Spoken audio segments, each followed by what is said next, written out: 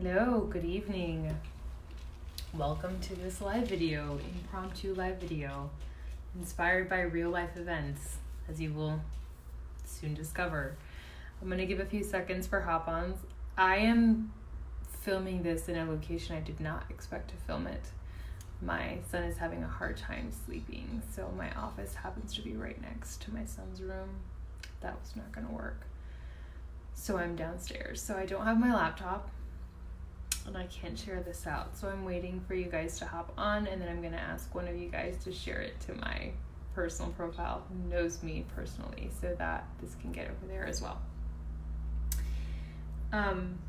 So before I really get into the meat of this conversation, I do want you guys to hop on because I know that there was a lot of interest around what I was going to say in this call. There's a lot of different perspectives on relationship. There's a lot of relationship coaches out there. I'm not a relationship coach. I'm an alignment coach. But alignment and relationships, they coexist. And in fact, they must in order for you to have a really healthy relationship. So alignment really applies to every facet of your life. If you are not living in alignment in any given facet of your life, whether it's in your relationship or in your health or in your work, your friendships, you are going to feel tension and you're going to feel discomfort. Hey Kari, would you do me an amazing favor and share this video to my personal profile? I don't have my laptop since I had to quickly shift gears to a different location, so I can't do that. I would love for you to do that for me. Hi Dana. Hi Tanner. Yes, okay. So you guys are coming on. Card and coffee. Thanks for joining me. Okay, so Kari, if you are able to do this, please let me know. That would be excellent. So before you guys started hopping on, I was talking about alignment and how I'm going to talk about relationships from an alignment perspective and from like a metaphysical perspective, which is my background and my spiritual work. I'm not a relationship coach. I'm an alignment coach, but understanding alignment is really important for understanding relationships.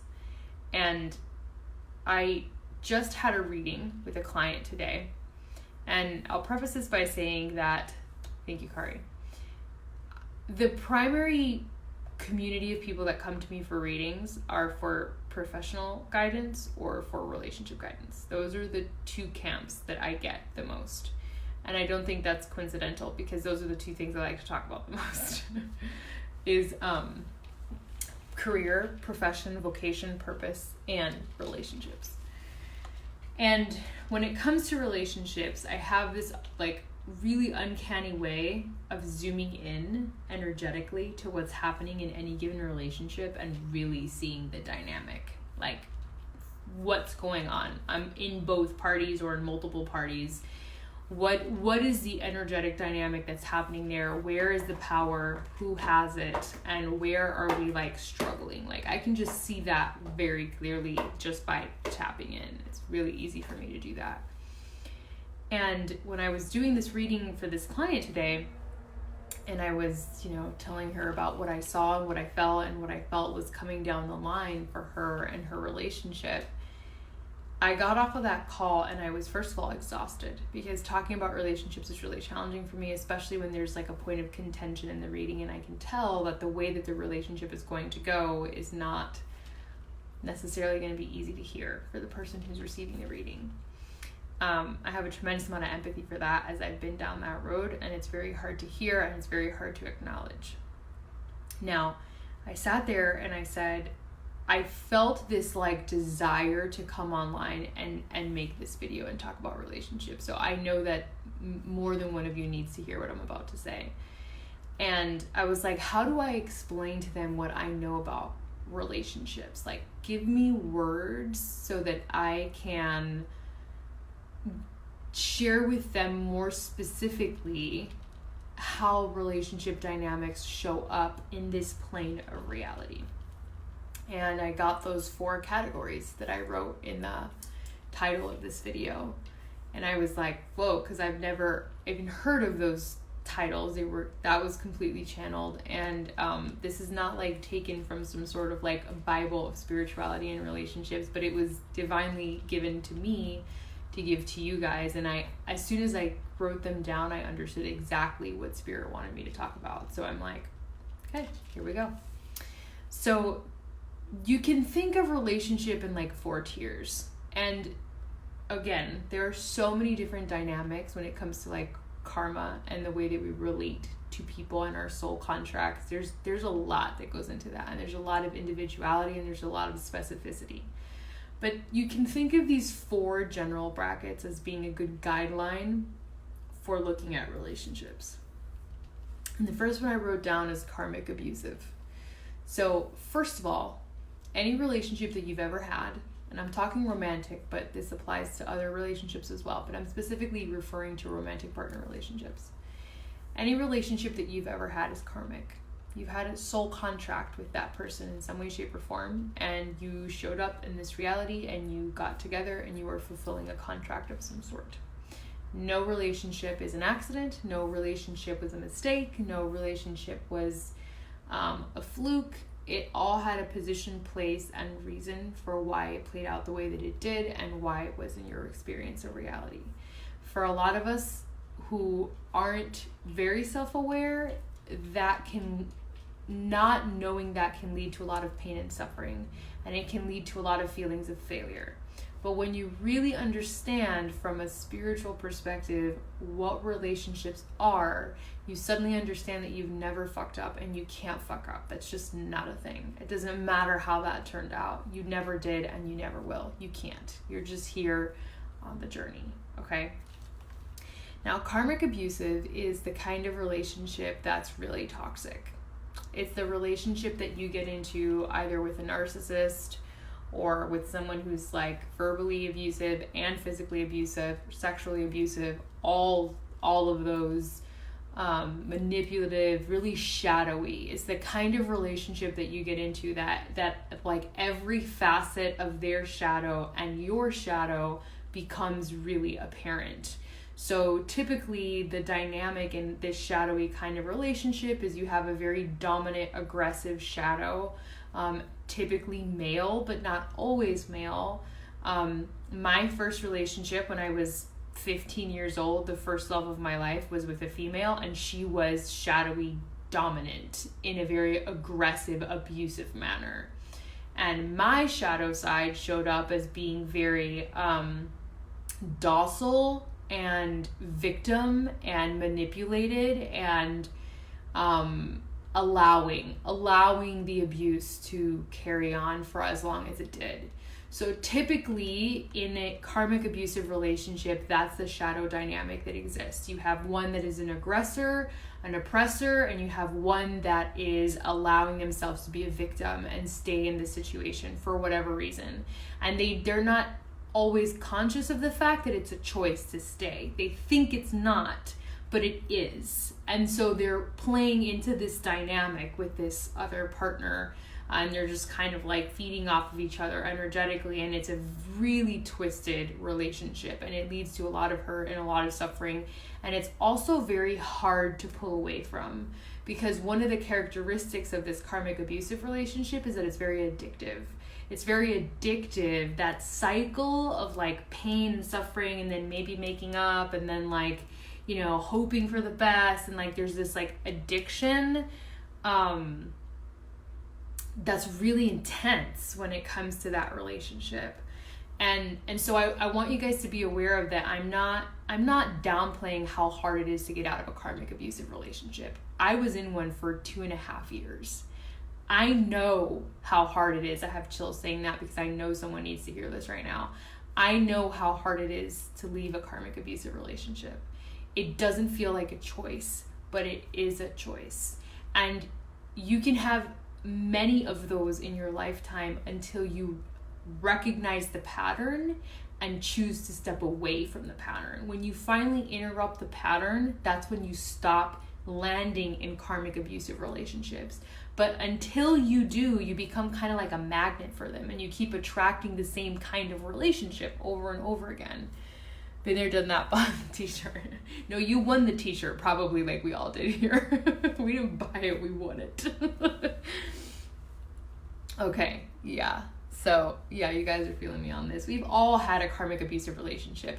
I'm fortunate that I really had one. I sort of was going in the direction of going into another one when I was like, I had one at 15, 16, scared the daylights out of me, and I pretty quickly recognized what was going on. And then when I was 21, I almost landed another one.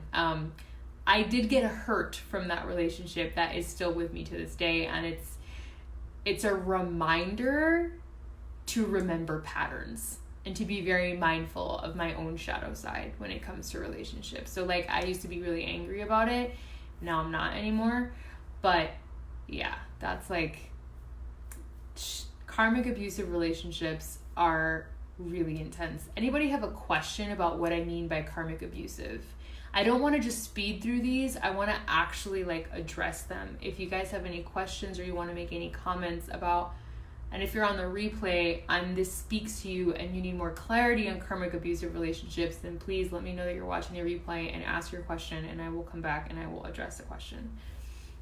But this is a form of relationship that happens to pretty much every single person I know has been in a karmic abusive relationship. And it's really hard to, this one is, I'm not going to say it's the hardest, because there's one coming soon that I think is even harder for a different reason. I think this one is the most obvious that it's wrong for you, but it's not the hardest to leave, and you guys will know why. Is it abusive because it's unresolved in itself? It's abusive because what you guys are doing, or the kind of karma that is involved in that relationship, is just straight shadow stuff. Like there's no other side to the shadow. It's just like incessant shadow play, incessant garbage, incessant like manipulation, incessant control, incessant domination. You know, like that is the theme of the relationship. And it's two people who are showing up in this relationship with just all of their shadow front and center and just like going at it with each other. Yeah. And it's not like, well, we had this type of relationship in the past, therefore we brought it into here. You might have had that in another experience of reality and then brought it into here. But what makes you a magnet for each other is that you're both living in your shadows in your life. So you typically have one person who's really shadow passive, which was me in my first relationship, like showing up to her life really shadow passive, needing validation, needing to be seen, needing to be loved, needing to be appreciated. And then you have another person living in their shadow that's needing to control, needing to dominate. And then when these two people come together, it's like fireworks. The chemistry is usually off the charts because they're so opposite. They go like this. You have one person who really needs to be loved and really needs that validation. You have another person who's like, I'm going to give that to you, and then I'm going to use that to control the ever-living shit out of you and tell you how you feel about yourself. So these two people who are existing in their world and their shadows find each other, and they're fucking magnetic. It's like really hard to pry apart because you're literally in the opposite shadows of each other. And that's exactly what the other one needs until one of them recognizes the pattern and just ends it. Usually after a lot of suffering is how that usually ends. Only took one for me too, Kobe. I was pretty quick. Yeah, sometimes it takes a long time. That's okay. Everybody has their own journey. It's part of the process. Okay, so that's karmic abusive. I don't want to say there's like levels of like bad to good, but that's kind of the direction that I'm going in. Like, this is probably the worst. You don't want to be in karmic abusive. If you're in karmic abusive right now, you need to get out. Like, this is, if someone comes to me for a reading and I see that they're in a karmic abusive, I'm like, get out. Don't wait. Don't try and resolve this. Don't try and fix this. Just leave. I'm trying to remember what I wrote. The next one is karmic residual is the next one that I wrote. Okay, so karmic residual is a relationship where the abuse is not there, really. There's no like outright malicious intent with the partners. But for whatever reason, nothing ever seems to go right. It's like you guys fight all the time. You can't decide on the same things. You move here and something wrong happens with the house. You go over there and someone loses their job. It's like this constant falling out experience, right? And so no matter how hard you guys try to make it fit, something just doesn't fit about their relationship. And from the outside, it can look really good. Like from the outside, these kinds of relationships almost look perfect on paper. But when you get inside the dynamic of the relationship, you start to see that there's this like, something is just not clicking.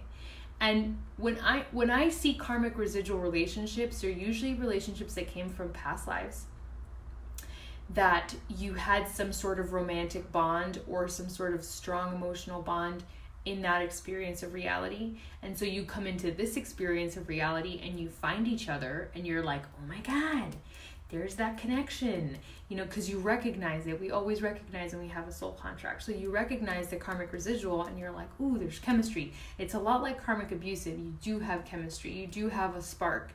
But then when you guys get together, it's just like there's this like, it's like two gears grinding against each other. Like after the heat of the moment passes, something just doesn't seem to work.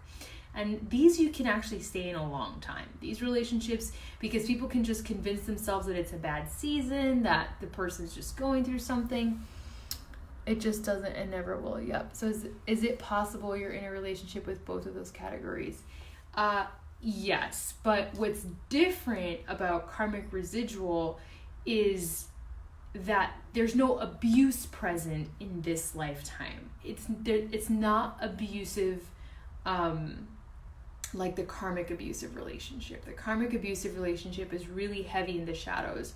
And the karmic residual is like the shadows come up, but there's not this like passivity and aggressive energy duality happening. It's more just like, we're just not figuring this out. We're not fitting. We're not getting along. There's a lot of contention. There's a lot of like resistance. There's a lot of push-pull.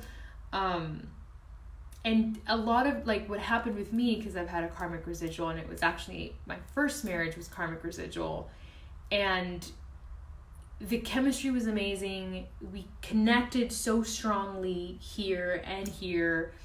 But it was not meant to be a lifelong partner in this reality, and I was trying to make it that because I felt this sense of familiarity and I could feel the connection from a previous life, and I could feel that deep love, and I was like, I want this to work, but it wasn't going to work because that residual, that karmic residual, was not meant to be something that was resolved in this experience of reality. It wasn't meant to be like a life partner.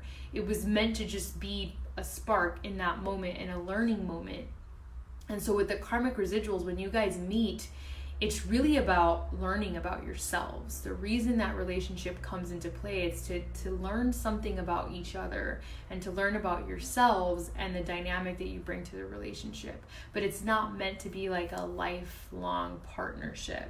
And unfortunately, a lot of people get stuck in that karmic, what I call karmic residual, because it looks good on paper, but in the day-to-day, it just feels like a constant grind to make it work. You guys feeling me? Okay, Kari said gotcha.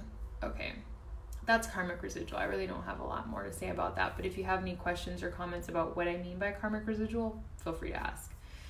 The next one is neutral. And neutral is neutral is a relationship that this one's the most dangerous one. To me, the neutral relationship is the most dangerous relationship you can end up in. Because neutral is like, we don't really fight. We don't fight. We don't really have like super high intense moments. We're just like there. We're just cruising. Like there's no low lows. There's no high highs. We're a pretty good match. We get along well. We don't, every time someone says to me, oh, I never fight with my partner, I'm like, neutral. Ugh. Because if you never argue with your partner, then there's no heat. I feel like there's no heat. Like, you need heat in a relationship. You need that rub. You need to rub against edges with each other, because that's how y'all grow, and that's how y'all expand. If you're not rubbing edges and feeling that, like, neutral. That's where you guys are. You're in the neutral. Hi, Shannon. Hi, Elena. Hi, Jenny. I just saw you guys are on. And the neutral relationship, people can stay in this forever, their whole lives, because they're like, at least I'm not getting abused. At least I'm not fighting all the time. At least, you know, it's this energy of like, could be worse. Yeah, you do need the growth and opportunity for growth, which we're going to on the 4th tier. But this one is just like, do y'all know what I mean by neutral? When I describe a neutral relationship, can you think of a relationship that you know where they're just like neutral? There's like no energy one way or another. There's no chemistry. It's just like, we've been together for 30 years and we just like, whatever. Like that energy. We don't fight. We don't like have great moments together. We're just there. So that one is the most dangerous one, because it can feel like the best option when especially if you're coming from a karmic abusive or karmic residual, it can feel so attractive to be in a neutral relationship, because there's no tension like in your previous relationships. Right. This one is super common. I see this all the time, actually. I see these neutral ones a lot. I see karmic residual and neutral ones a lot. Karmic abusive, I don't really see in my reality as much. I know they exist, but I don't really experience them. My friend's friend finally met someone who lit her up. That's usually what happens. That's the way the neutral relationship ends. One person finally connects with someone that they have chemistry with, either karmic residual or karmic exponential, which we're going to next, and then they're just like, peace. I need to end the neutrality here. Okay, so that's neutral. And then we have, I think Josh was karmic residual. I think probably now you guys are having a lot of clarity on your relationships. You're like, whoa, now I understand who that was in my life. Okay, so karmic exponential is the one y'all want to hang on to right now. Karmic exponential is such a good relationship. So karmic exponential, also known as a soulmate, right? Which, by the way, let me demystify soulmates for you guys, because people are like, soulmate, there's just one person in the entire world that I'm going to connect with. That's not true. For sure, in the neutral relationships, there's the authenticity is not there. That's exactly how you end up in a neutral relationship. For sure, two people are being inauthentic, or one person's being inauthentic. Both people are being inauthentic, because it takes two to tango, and you're both bringing the energies to the relationship, and that's how you end up in a neutral relationship. I see neutrals a lot with like arranged marriages. Arranged marriages are a really good example of a neutral relationship. They're arranged. The people didn't really have, like, they were literally put together based on like a fact sheet of compatibility. So they probably are very compatible, but they don't have chemistry. So they can get along forever, 50 years, being married to each other and be fine, but they just don't have like a spark for each other. And so that's where I see that the most is in those populations, like arranged marriage population. Okay, so karmic exponential, the whole soulmate conversation. You don't just have one soulmate. That's not true. You actually have everyone you've been with is a soulmate, because it's a soul contract. It's a mate that was contracted to you in some way. It's a soul contract. But you have many karmic exponential possibilities in the world. When people say, I found my twin flame and I'm in love, I'm like, run. That's hilarious, Tanner. You have many karmic exponential relationships that you can have in your life. And the karmic exponential is a little bit of both the neutral and the karmic residual, but with a different edge and intention. And here's what I mean. You have spark like you do in the karmic residual. You feel that chemistry. You feel that connection. There's like energy between you guys. It's tangible. You also have history. Typically, if you're meeting a karmic exponential, you guys have been lovers before. Most often I see that. You guys have been lovers before, so you have a resonance with each other as lovers. There's like this I know you in that way.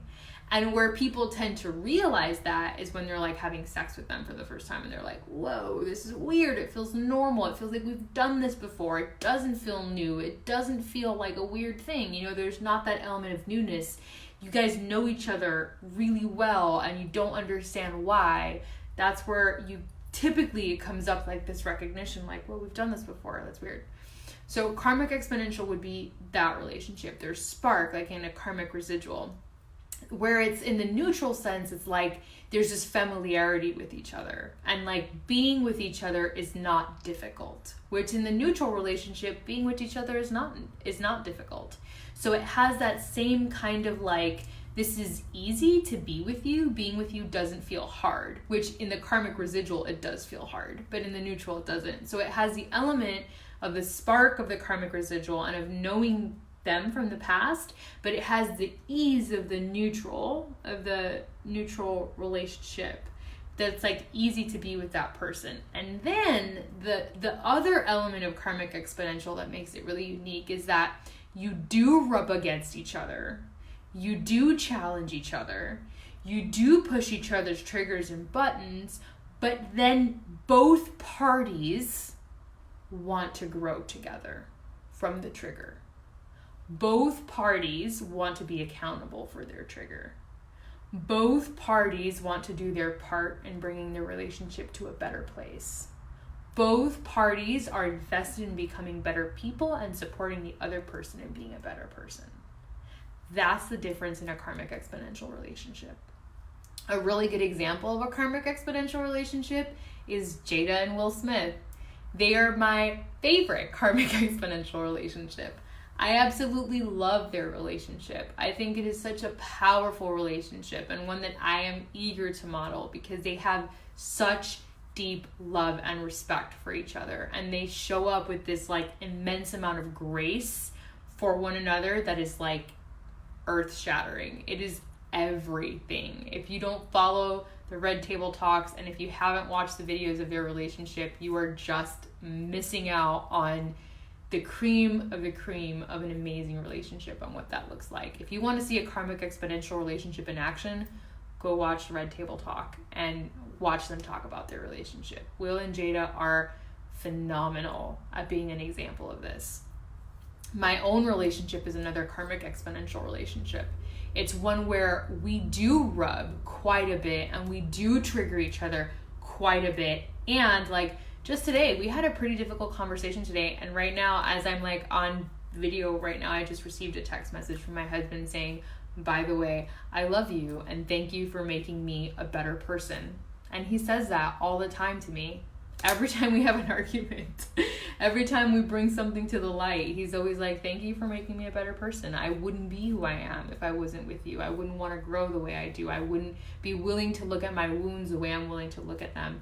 And that is a karmic exponential relationship. That's the kind of relationship where you guys, not only do you have longevity in your relationship and you can be together forever, but also if you're not, it's okay. And to me, that's what makes it a powerful relationship. It's the kind of relationship where you can be together and can have a lifetime together, or you can end it and everybody is going to be just fine. Or you can open it up and make it poly and everyone is going to be just fine.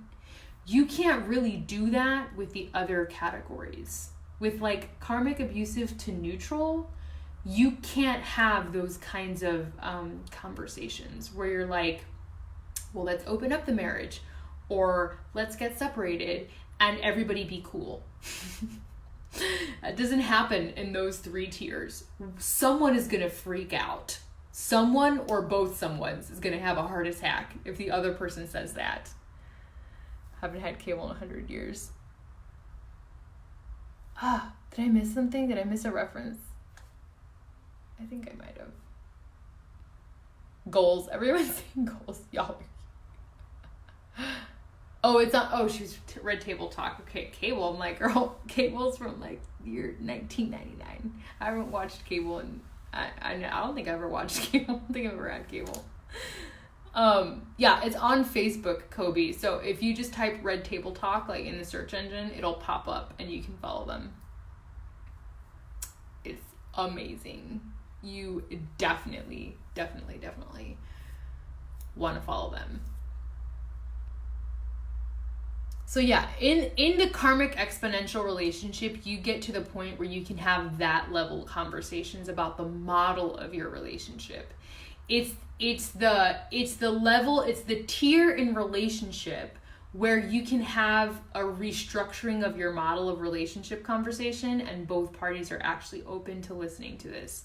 These are the relationships that do really well in something like a polyamorous relationship because they have that level of like trust and love and investment in each other so that opening it up doesn't feel like a threat. It feels like a natural extension of their love for each other, and they want to build something new. They want to recreate a model for their relationship that works for both parties.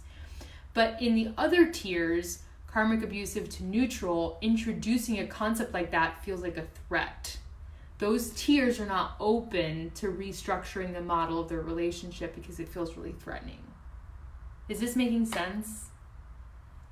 It's really hard to describe this in words. Like, it's like an energetic concept in my mind, and I'm trying to like do my best to pass it along in words, which is why I was given these tiers for you guys. But hopefully this is making sense. I'm seeing some hearts floating. Okay, this is a good sign. Yes, making sense. Okay, so those are the 4 relationship tiers. Okay. How does trauma fit into this dynamic? Like trust issues and lack of self-love. Okay, so you hopped on after I talked about karmic abusive. And karmic abusive was the first relationship that I spoke about. And so I invite you to go watch it from the beginning because I thought it was a really good conversation around karmic abusive. But the initial tier, which is karmic abusive, is 2 people showing up in what I called their shadow.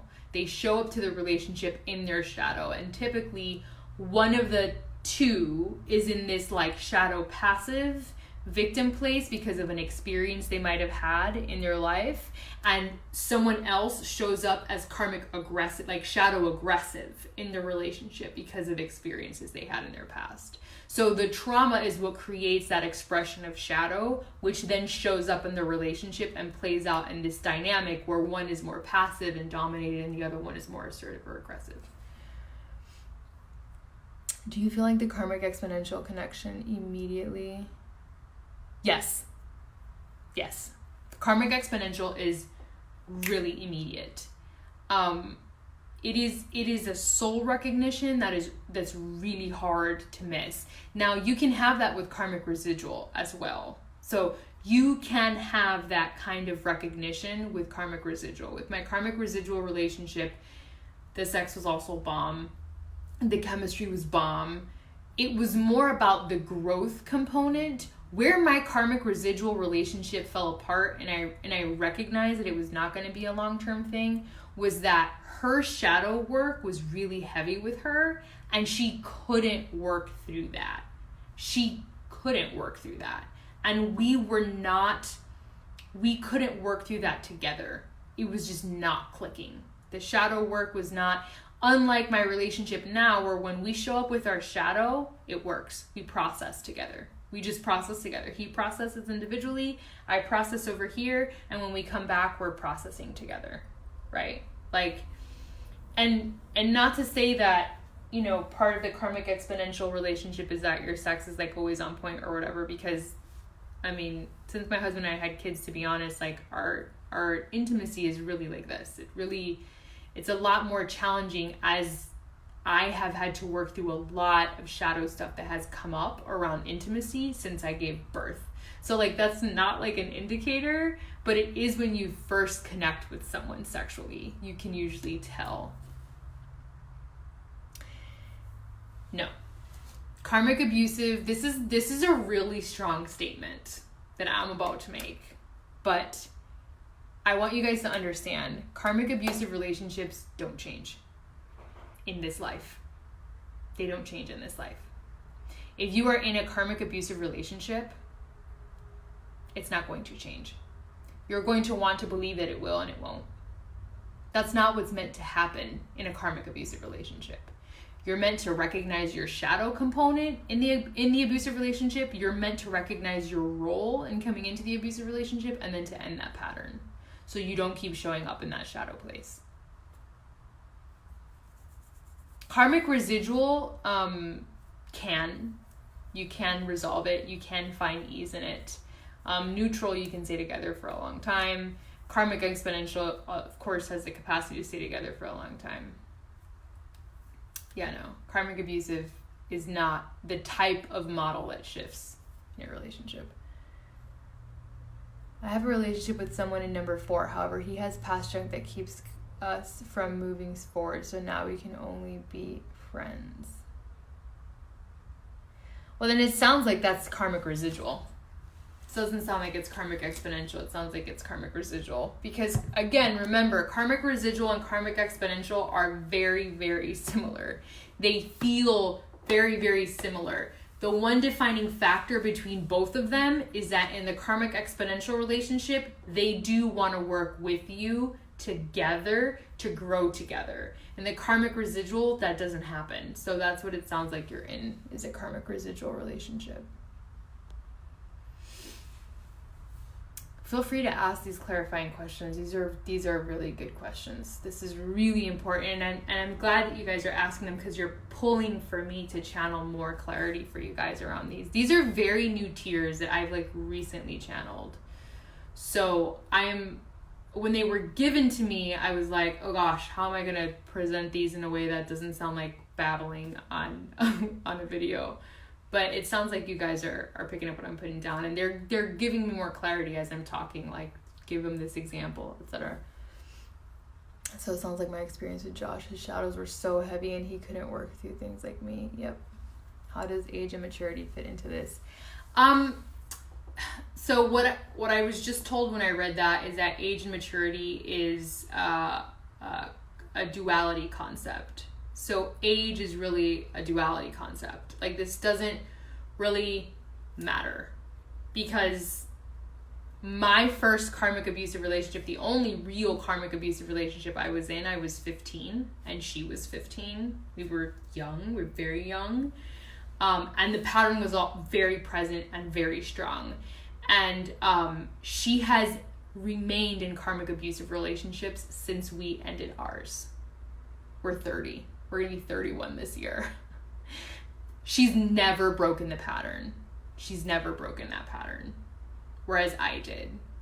So I don't really think that it's an age thing. Bye, Jenny. Thanks for hopping on.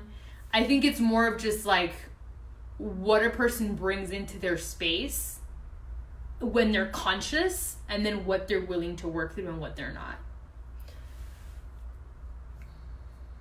Example, my ex was not comfortable traveling and didn't want me to travel without him even when he refused to go. Yep, karmic residual. That's what that sounds like. My current situation has more of a willing to grow. Yep, Johnny, then it probably is karmic exponential. If you're both wanting to grow together in the same direction. Hi, Annie. Thanks for hopping on. Hi, Julie. That's a really good example, Tanner. Thanks for sharing that. Yeah, in the karmic residual, there's an unwillingness to do something or grow in some way in relationship to your partner. That's another indicator of it being karmic residual.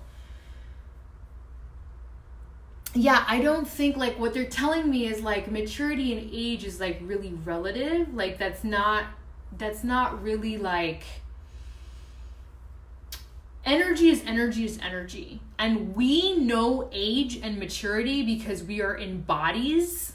We are in bodies in this plane of reality. But from a spiritual perspective, age and maturity is that's not a thing. That's a cognitive term for material reality. So you can recognize, I'll give you a perfect example of what I mean by this. I met my husband when I was 12 years old. I met him when I was 12 years old. I was a child. And the moment I laid eyes on him, I was struck. And I'll never forget the last time I saw him, I was walking down a corridor in the school and he was running in this opposing corridor. We literally slammed into each other. I almost had a heart attack because I'd never spoken to him a day in my life. I was terrified of getting near him. He was insanely shy and I didn't know that. So his eyes got big as plates when he ran into me by accident and he felt awful about it. He's still that kind of person where he's like, oh my God, I'm so sorry. Like he will still respond that way. And I remember I looked into his eyes and there was like this resonance. It was like a beam of fucking energy went through my body. And I didn't know what the hell was going on. I was 12 years old. I don't have any scope of reference for what this is. But I never forgot him. I never forgot the color of his eyes. I never forgot his energy. I never forgot him. 15 years later, I find him on the damn internet from a shared photo. And the moment I saw his face, I'm like, there's that guy. And I reached out to him and I made contact with him. We're married now. We're going to be together for 5 years come January. And we have a 3-year-old. Like, that is karmic exponential. You don't forget that. And it happened when I was 12. So you could say I was extremely immature and I was extremely unprepared for that level of connection, but there it was. He doesn't remember that because he was living through trauma at that precise moment in his life. Like he was living an actually very traumatic experience for a young child to be living in regards to his family unit. And so his mind was wrapped up in the trauma. The only thing he remembers from that age group is the trauma he was going through, which ironically, he was going through something really similar to myself. We were like living parallel realities at the same time. But interesting thing, and here's the thing, it's more about receptivity to energy because he blocked off his perception of energy and spirituality at a very young age because religion was really forced down his throat. So he grew up with this disdain for anything spiritual or anything connection oriented. So he wouldn't have been open to that. Whereas I was really psychic, really young, and I never had disdain for that. I had a deep appreciation for energy and connection, and I was doing Reiki by the time I was 5 and like understanding what that was without knowing what that was. So I was in a place of receiving information, which is why I remember this and I perceived it, and he did not. That's the difference. What if the willingness is there, but they're very, very, very new to recognizing your energy or our energy, but are now very aware? It's very slow. If the willingness is there and you guys are growing together, like you do see progress, and no matter what happens in your relationship, there's always this intense sense of love and respect and harmony, then that's a karmic exponential relationship. But the key thing there is constant love and harmony and respect no matter what, constant wanting to be better, constant wanting to show up as more, constant wanting to support. Like, that has to be there. You know, whether or not they're, you know, where you are is not as important as is the willingness to be there, and that you see progress instead of them saying yes and then nothing happens. Yes, it is possible one would know because we don't all come in here with the same level of perception. You know, some of us have very strong filters because of the traumas we've experienced and the life experiences we've had. But when we reconnected, when he was 26 and I was 26 and we found each other again, he had been meditating and he was on a study of like Buddhist philosophy. So he was beginning to reconnect to that part of his spirit. And what happened when I reached out to him at 26 and we touched base is he couldn't stop thinking about me. That's what happened. He followed me on Instagram and he followed me on Facebook. He'd follow all my posts. He would read all my stuff. He was constantly thinking about me. I didn't leave his energy space. And we didn't even start dating for like 6 months after that communication. But it was like in those 6 months, I kept coming up because he had made himself perceptive to that energy stream. So then he was aware of what was going on.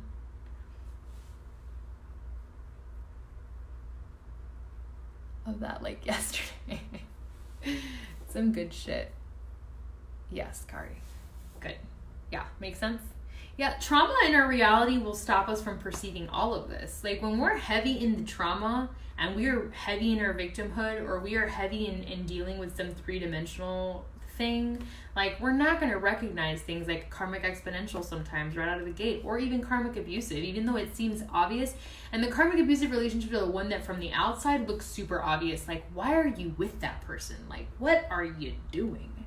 But it doesn't seem obvious to the person in the relationship because they're entrenched in their story. They're entrenched in their shadow. And so to them, it's like, of course I'm here. Of course, like, where would I be anywhere? There's still hope. They could change, blah, blah, blah. That's the story in the karmic abusive, which, by the way, doesn't change. Sorry, but that's true.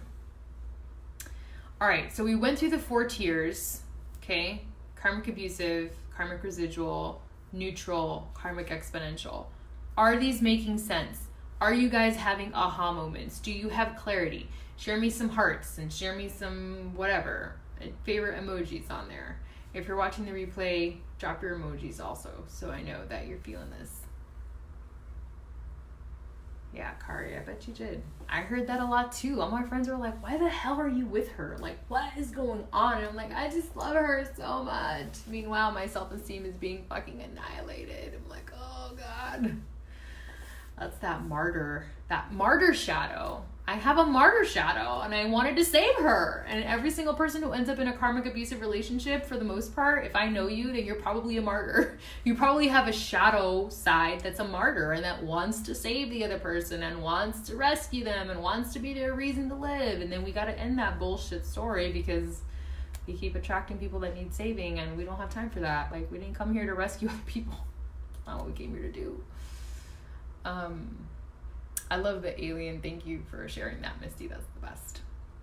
Okay, so the next part of this video, we've spent so much time on this. It's probably been like an hour and a half already. Is how to know when to go. That's the other thing I wanted to give you guys. And the easiest way to know to stay or to go in a relationship is to use your body as a pendulum. That's the easiest way to know. Like, there's hope for a rockstar relationship. Yes, of course there is, Kobe girl. You can have any kind of relationship you want. It's all energy. You just put out what you want and you get that back. I still have to do a workshop on soulmates, which I've promised so many of you that I would do. And then I haven't actually finalized it, but I swear I'm going to do one and it'll be great. It'll be called the Karmic Exponential Workshop. Okay. So how to know when to go. So your body is like a massive antenna. If you can imagine that your entire body is the equivalent of like a radio antenna or like just any antenna, you are constantly passing energy through your body. It's like a conductor. It's just like passing energy through. It's an energy rod. And so when you bring in an idea or a concept or a situation or a circumstance, your body is going to give you these subtle clues as to whether or not you should be there or you should not be there. Okay. So what I told my client today that I had a reading with was, when you say this person's name, your whole energy shifts. She would say the person's name and it was like light in her mouth and she was like relaxed and open, and even her posture changed and her chin went up and her eyes lit up, and there was like a difference in her whole body and how her body sat. Whereas when she said this other person's name for a romantic relationship, there was like a sinking feeling. There was like a heavy tone to the name. It was harsh in her mouth. It dropped into her body, and it was like, ugh. Like it just felt like ugh. That was the feeling. And I was like, just pay attention to like the difference, okay? When you, until they become not so subtle. Good point, Kari. Pay attention to the difference in your body when you think about this versus that. Do you open up or do you close down? Do you take a deep breath or do you clench? Like, what happens in the body when you think about a certain person or a certain situation or a certain thing? Like, what happens? You know, when you pay attention to how the body moves and how the breath moves. Is it expansive? Is it expansive, or is it contracted? Does it feel like a stone in your gut, or does it feel like fresh air? Do you feel like you have a string in your head and you're being pulled up, or do you feel like you're so heavy you're being dragged down? Like, these are the ways that the body communicates to us, and we need to slow down. This is why I talk about meditation, and I really harp about it, because when you study meditation and you practice meditation, you learn how to get still enough to recognize the most subtle thought patterns and the most subtle behavioral things that happen in the body. And so when you get that still and you know how to recognize this, every time you're presented with a decision, you're going to know where you need to go, because your body is going to tell you, girl, yes, go in that direction, or no, terrified, okay? And, excitement, even when you're nervous about doing something, like let's say like you're wanting to ask someone out, but you're like so scared, or you're wanting to say yes to that business opportunity, but you're so scared. Even when you're scared in those situations, when it's the right thing to do, you're still really excited about them. You're like scared, but you have like excitement. It's like excited scared. Like when you're about to go down a water slide, or like, jump off, like, I don't know, parasailing or whatever. Like it's that same kind of feeling, right? Like you're so scared, but you're stoked, versus like being like dread, that feeling of dread, like, oh, I'm so scared. Like, okay. Yes. This making sense? Y'all understanding how the body is a pendulum and how it's an antenna and how it communicates with you when you need to go in a certain direction? I can't see you nodding or not. So just shoot me some emojis or ask me some questions, or, all right, hearts, perfect. This is making sense. Christine, yes, in the game. Good.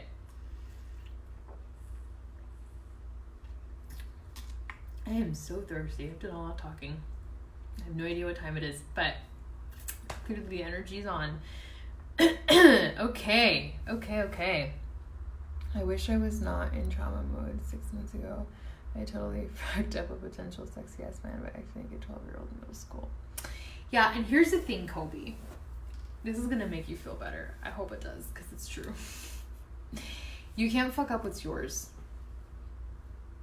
You can't fuck up what's yours. You can't say the wrong thing to the right person. You can't say the right thing to the wrong person. What's meant to be yours will not pass you. And what's not meant to be yours will quickly pass you. Okay? So, you didn't fuck it up. Just wasn't it? That relationship was an opportunity for you to be aware of your trauma. That opportunity was an opportunity for you to become aware of your trauma. And it did its job. Did exactly what it was supposed to do. Woke you up. Right? Yep. I say it in business all the time. I teach my coaches this all the time. You don't have to worry about a hard sell, because you can't say the wrong thing to the right person or the right thing to the wrong person. The wrong thing to the right person. You can't. You're always meant to work with the people you're meant to work with. Always. You're always meant to love the people that you're going to be meant to love. The people who are meant to have a soul contract with you will always find you. You guys will find each other. No doubt. If that is your intention, which is like in building my business, my intention is to find coaches that I have a soul contract with that want to grow with me and they want to grow as people. My intention with clients is to find people who are ready to move beyond their story of limitation so I can coach them. My intention with my relationships is to find people that I can love, that want to be loved, that want to love me, right? So when you have that intention and you show up in your life with that intention, you will be met with the right people. And the people that kind of show up briefly and then disappear, they were there for something. They were there for something. They brought you something. And if you listen, if you pay attention, I'll give you an example, a personal example of this in my own life. Every time a coach leaves our team or decides not to be a coach anymore, it is a moment of grief for me, because I love them and I obviously want to see them do well and I see the potential in them. Otherwise, I would have never invited them to coaching and I would have never brought them into the team. And it's this moment of like recognition that they have their own journey and their own story and they are following that, like They have a right to that journey. And then what they offer me in turn by leaving is an opportunity to look at that feeling of loss. And it's an opportunity to look at whatever story I come up with as a result of them leaving. I'm not a good enough coach. I'm not a good enough leader. Whatever the story is that I come up with when someone decides to step down is an opportunity for me to look at that and heal that. And so I'm grateful that they give me that, because every time I do that, I heal it a little bit more, and I heal it a little bit more. And it serves its purpose every single time. Yes, Julie. Amen. If you're in the wrong relationship, you're there until you learn what you need to learn. Yes.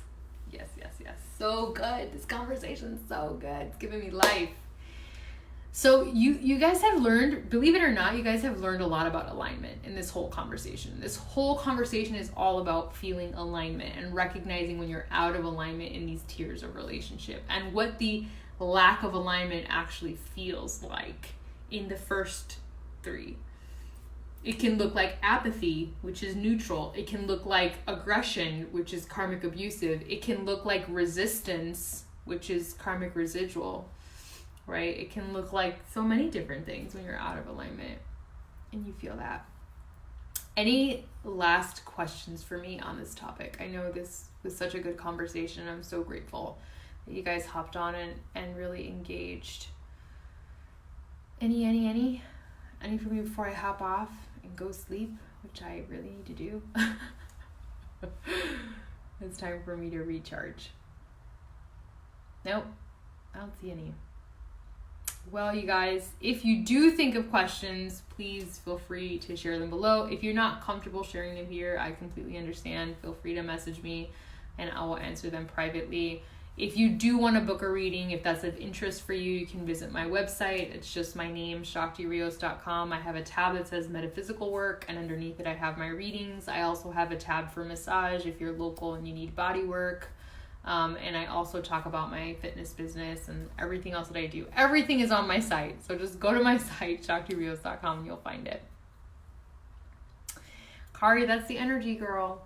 Be in it, enjoy it. That's how I reconnected with my husband. I got so contented within myself that I drew him into my experience of reality because I was so happy with myself. It's the first time in my life I felt that way. And of course, as all things, I pulled him into my vortex. You're welcome, you're welcome, you're welcome, you're welcome.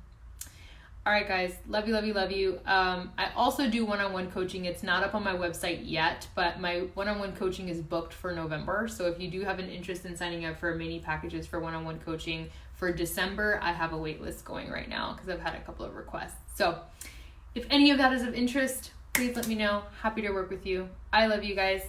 Have a good night.